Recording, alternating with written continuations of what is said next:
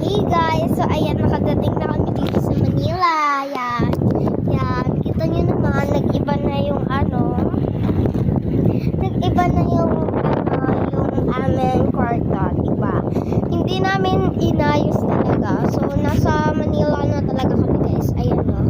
May bintana pa dyan. So, dito na kami guys. So, mamaya, baka bumalik na kami doon sa aming house or hindi. So, kasi baka bukas pa. So, ayun guys. Ako lang mag-isa dito kasi pumasok na yung mama ko. So, ako lang mag-isa kasi ang papa ko pumasok din. So, ayun guys. Tignan nyo. Nandito na kami guys. Ayan. Ayan guys. Ayan. So, ayan.